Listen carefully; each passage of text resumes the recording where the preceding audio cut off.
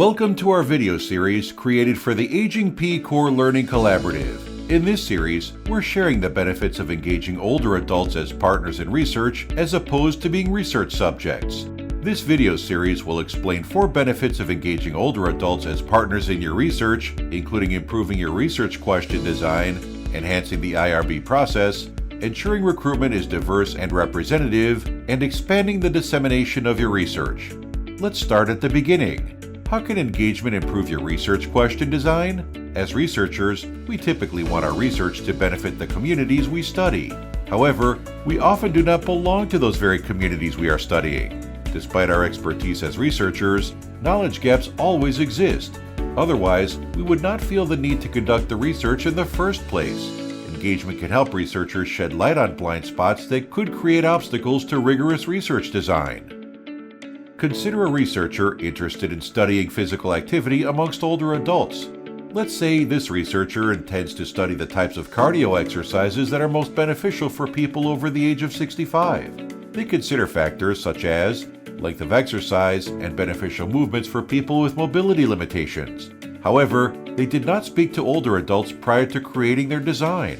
As a result, the researcher missed the opportunity to infuse older adult input into the research question design and therefore did not account for important measures of accessibility for many older adults, such as proximity to green spaces and availability of accessible sidewalks and benches. Instead, the researcher heard about the importance of these topics after the research was already conducted. The researcher not only missed the opportunity to tailor the research design to explore unknown areas, but also missed the opportunity to share this community-driven idea with funders interested in community-driven research. So, as you can see, it's not just doctors, physical therapists, and exercise trainers who have ideas on what should go into a cardio exercise research study, but also less traditional experts that, in this example, may have access to more information about accessible green spaces, like city planners, community center directors, and most importantly, older adults. Broad engagement in your research design can help you improve your research focus, as described in this video, but it can also help you do so much more. Now that we have discussed how engaging older adults can help you improve your research question design, let's talk about how engagement can enhance the IRB process for researchers. As researchers, you know that even after you feel confident in your research design, there are still big steps ahead before you start collecting data. One of them being the often daunting institutional review board process. Institutional review boards, often referred to as IRBs, were created in response to the long history of harm caused by research that failed to consider the safety or personhood of its subjects. Specifically, IRBs were created in response to the infamous and horrendous Tuskegee syphilis study. This government-run study allowed the participants, all of whom were black men, to suffer from syphilis long after treatment was available. Operating for 40 years, the study was only shut down due to negative publicity by the press. IRBs are meant to ensure research conducted today is ethical. Despite their intentions to protect those in their proposed study, many researchers feel overwhelmed by the IRB process. Engaging partners, including older adults in the design of your research, one-to-one, or even through an advisory group, gives people with lived experience the opportunity to inform and validate your materials to ensure they meet the plain language, universal design standards required by IRBs. Consider subject consent forms, an area IRBs pay particular attention to given their importance in protecting research subjects. Consent forms are often overly complicated, which delays the IRB process. Moreover, inaccessible consent forms may spark distrust amongst subjects who feel like the researcher is not being honest with them about their expectations. Engagement offers the opportunity to review these forms so that they meet IRB standards, such as being written at an 8th grade reading level, but also so that they reflect the needs and concerns of the target subject population. IRBs are also highly concerned with identifying the risks and benefits of participating in a study. By including stakeholders with lived experience, you can be more vigilant in identifying and countering risks and highlighting benefits, ultimately making your research safer and more attractive to research subjects. Engagement is an essential step in reducing the intimidation of the IRB process and increasing the ethicality of your research. We have talked about how engaging older adults in research can make the IRB process easier and improve research design. It can also help ensure recruitment is diverse and representative.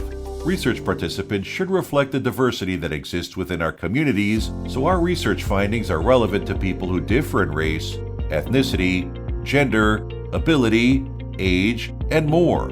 However, researchers commonly point to challenges recruiting individuals from underrepresented groups. As a result, people in communities that are often left out can be hesitant to participate in the research process, even when asked, due to perceptions that research is irrelevant or even harmful. You see, researchers often research communities they do not belong to, and as a result, may not understand or consider the needs of certain populations during their recruitment process. This means some groups are left out before the project even begins. This can lead to egregious underrepresentation, such as in clinical trials, where older adults of color make up less than 5% of participants. Engaging diverse community members, such as religious leaders, community activists, and community residents with different medical conditions and frailty can help you identify your diversity blind spots and improve your recruitment efforts to ensure more diverse representation within your research, including diversity among older adults. With time and the building of trust, you can work with community members to identify who may be missing from your research and address the obstacles to recruitment and retention you faced through this work. You may find you were not applying the right outreach strategies, using the right language, or even asking the right research questions. In one study funded by the National Institute on Aging, researchers learned this firsthand. They wanted to understand why racial and ethnic minorities were less likely to join and participate in research studies. To talk with community residents, they set up mobile clinics in 12 neighborhoods. This community involvement allowed researchers to learn what prevented participation, including access to transportation, lack of time, health problems, and costs. They also saw that communities didn't trust government or medical research to address these issues. Researchers developed relationships with community residents to create bonds of trust at the start of the study. Through this relationship, researchers were then able to understand community needs and determine solutions that encouraged residents to feel comfortable participating in this study. We have covered how engaging older adults can make research more ethical, enhance the IRB process, and help with research question design. Let's visit how engaging older adults can also expand the dissemination of research. As researchers, we want our research to be read and used, whether it be by other researchers applying our findings when developing new research questions, policymakers creating new programs, or communities advocating for their needs. Engaging partners in the planning and implementation phases of your research is essential to creating effective and ethical research designs, building trust in the communities you're researching, and supporting a diverse range of voices in your data. Similarly, working with partners to disseminate accessible information about your findings not only ensures your findings reach a broader audience, but also allows you to close the loop with the community partners engaged in your research. Closing the loop with community partners to share how their expertise informed your work demonstrates that you have valued their time and investment in the research, similar to how you value the time and investment of your academic partners. In fact, many community partners actually want to be the co-contributors in the creation and distribution of your research. This process not only gives credit where credit is due, it fosters reciprocity and trust so communities feel comfortable with how their data is used, making them more likely to trust other research endeavors. As we work to repair damage and rebuild trust in communities historically harmed by unethical research, closing the loop with partners through engaged dissemination strategies is of the utmost importance. Effective dissemination means getting your research findings in the right hands, including the hands of those most directly impacted. This can create tremendous opportunities to make a difference, get more funding, and influence new ideas.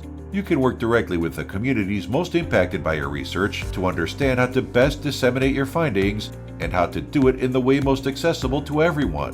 Partners with lived experience can provide guidance on the best formats, such as one-page overviews, newsletter articles, and PowerPoint presentations so that your findings are accessible to a wider audience. An example of a study that exemplifies the benefits of engagement at this phase tested a peer support program that helps older adults age in their own home. Older adults were not only engaged in all decision-making about study questions, design, and measures, they actively participated in the writing of dissemination materials and gave presentations about the study in their communities. Effective dissemination is essential to ensuring our research makes an impact. Using engagement at this phase in your research means that not only is your research read, but the communities you studied get access to important information about themselves. Thank you for taking the time to learn about the benefits of engaging older adults as partners in research. For more resources and information about the Aging P Core Learning Collaborative, visit our website. To learn more about engaging people with lived experience, join our Aging Research Network. The Aging Research Network is an online community that brings together older adults, researchers, caregivers, and others to learn about engagement in research. By becoming a member, you can post about your passions, ask questions about research, find resources, and connect with others. To join our online community, follow the link on your screen.